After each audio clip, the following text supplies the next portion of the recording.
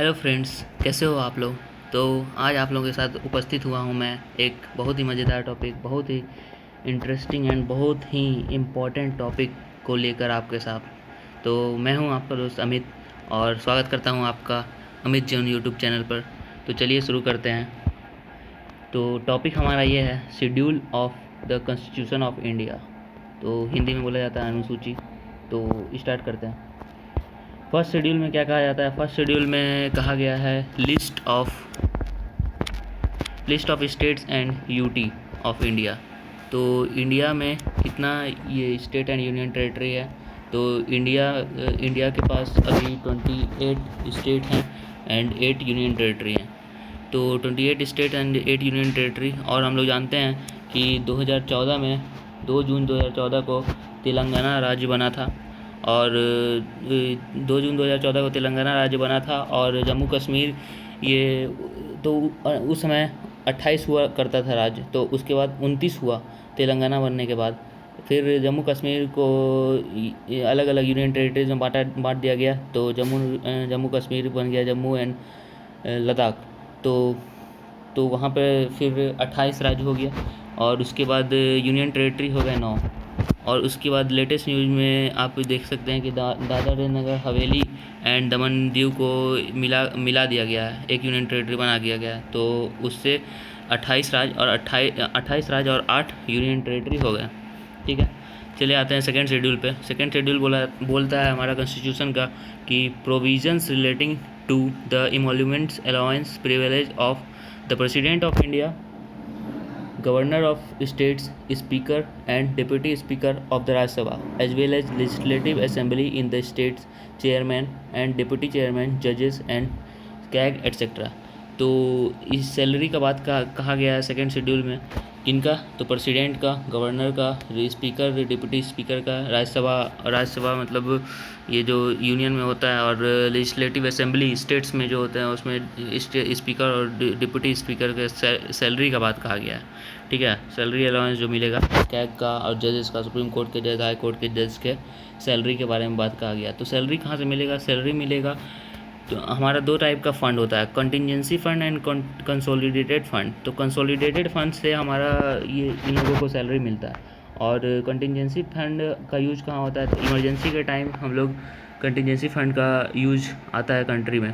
तो नियरली अभी हाल ही में बोला गया था पीएम केयर्स फंड जो है, पीएम केयर्स फंड को कंटिजेंसी फ़ंड में आना चाहिए और पूरा डाटा शो करना चाहिए। लेकिन इससे ये बोले कि नहीं, कंटिजेंसी फ़ंड में ये नहीं आएगा। तो इसी पे विवाद था। फिर चले जाते हैं थर्ड शेड्यूल में बोला गया है ओथ एंड अफर्मेशन। तो जो ऊपर देखें आप लोग, उन्हीं का जो काउंसिल ऑफ मिनिस्टर्स होते हैं, काउंसिल ऑफ मिनिस्टर्स हो गए, कैग हो गए, और ये स्टेट लेजिस्लेटिव असेंबली में मिनिस्टर्स जो हो गए, ये सब जो हो गए, और जजेस, सुप्रीम कोर्ट के जज, ये इन सब का ओथ का प्रावधान थर्ड शेड्यूल में किया गया है।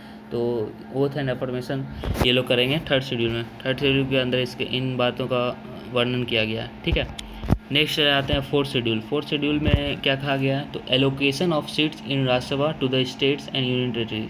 तो यूनियन टेरिटरीज और स्टेट्स का सीट एलोकेशन होगा राज्यसभा में।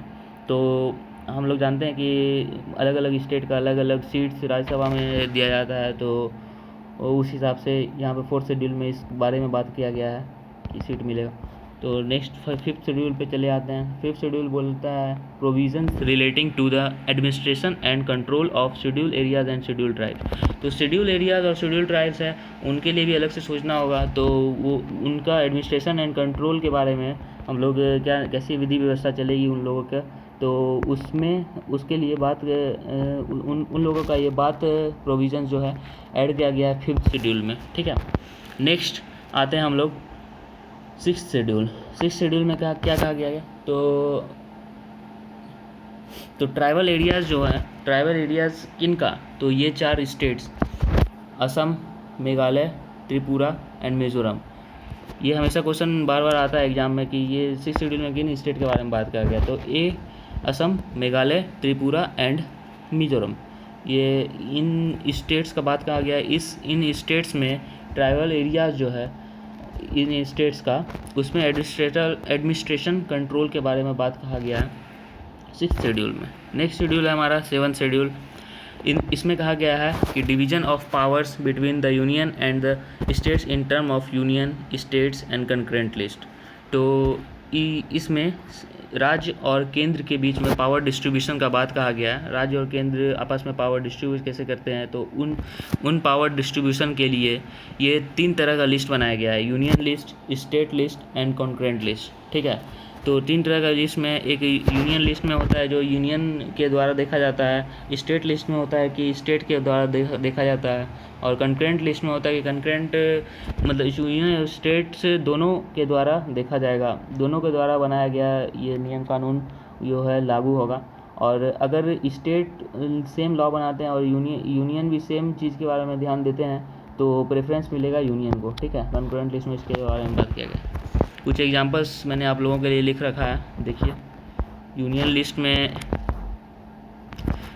में क्या क्या आता है, तो defence of India, naval military and air forces, CBI, treaties and agreement जो होते हैं, पासपोर्ट एंड वीज़ाज़ के बारे में बात होता है, Railways, national highways, maritime, shipping and navigation, Airways, banking, trade and corporation. ठीक है, और टोटल इसमें 97 सब्जेक्ट्स हैं।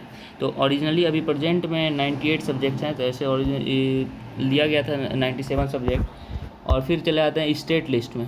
स्टेट लिस्ट में बात कहा गया है पुलिस का, local government, libraries, museum, agriculture, industries, trade, commerce within the states, public health and sanitation, electricity taxes etcetera.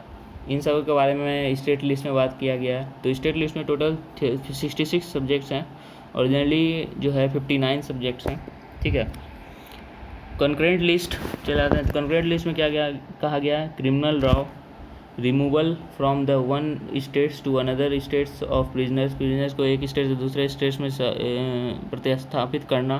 ठीक है, और marriage and divorce, bankruptcy and insolvency, trade and unions, factories जो है, drug and poisons etcetera. 47 subjects total हैं इसमें, originally 52 subjects हैं, 52 subject अभी हो गया है। ठीक है, तो ये थे 7 शेड्यूल। अब 8 शेड्यूल में आते हैं। 8 शेड्यूल में क्या बात कहा गया, तो 8 शेड्यूल में मेन बात कहा गया है लैंग्वेज का। ठीक है, लैंग्वेज लिया गया है। तो जब ये शेड्यूल वहाँ पे बन रहा था तो उस समय 14th लैंग्वेज था, बट अभी कितना लैंग्वेज है, 22 लैंग्वेज है।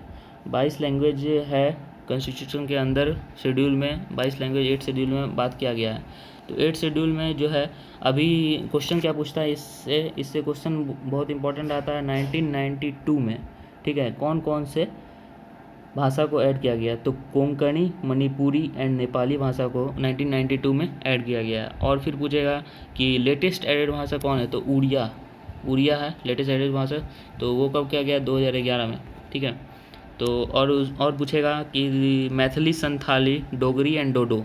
ठीक है, तो इन 4 भाषा को कब ऐड किया गया, तो इन 4 भाषा को किया गया है 2003 में ऐड।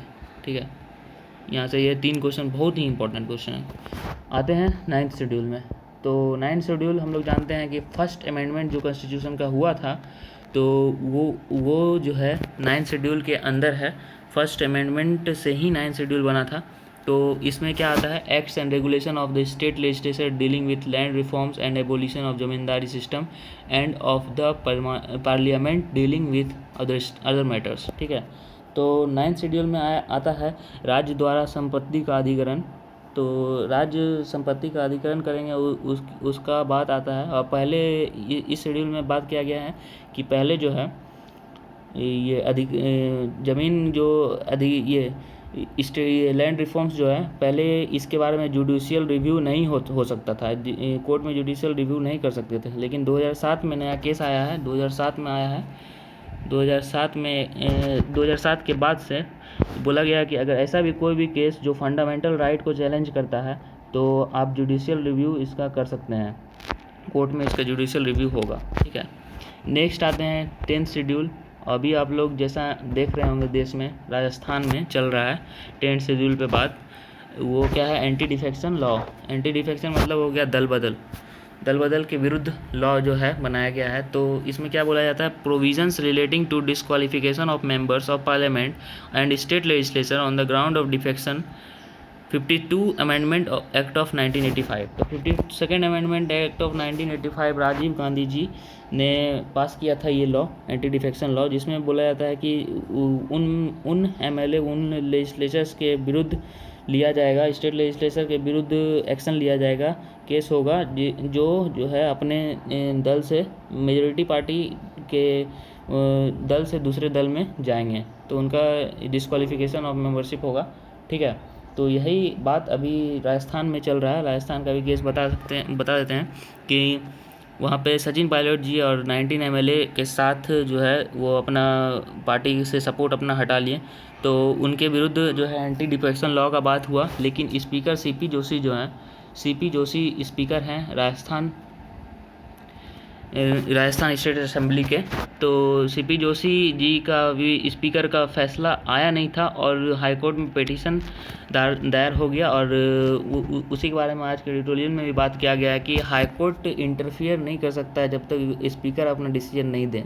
तो इस लॉ का अवहेलना होगा अगर हाई कोर्ट बीच में इंटरप्रेट कर दें तो।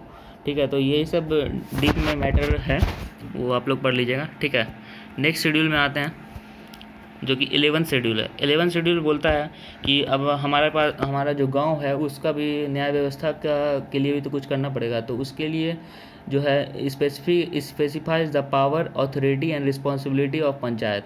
तो इस शेड्यूल के अंदर पंचायत के पावर, रिस्पॉन्सिबिलिटी, ऑथोरिटी के बारे में बताया गया है कि, और ये इसका महत्वपूर्ण क्वेश्चन ये है कि 73rd अमेंडमेंट 1992 में जो है पंचायती राज व्यवस्था लाया गया था। और सबसे पहले कहाँ हुआ था, तो पिछला वीडियो में ही बताया था मैंने, नागौर डिस्ट्रिक्ट जो है राजस्थान का, तो वहाँ पर सबसे पहले पंचायती राज व्यवस्था लगाया गया था।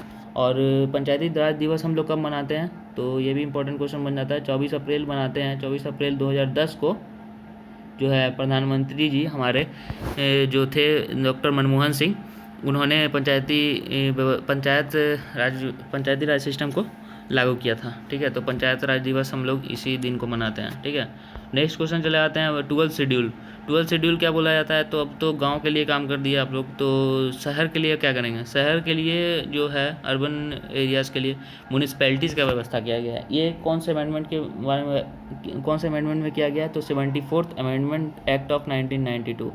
जस्ट पंचायत के बाद 74th अमेंडमेंट 1992 में ले आया गया म्यूनसिपैलिटीज़ के बारे में, म्यूनसिपैलिटीज़ के ऑथोरिटीज़, पावर एंड रिस्पॉन्सिबिलिटीज़ के बारे में।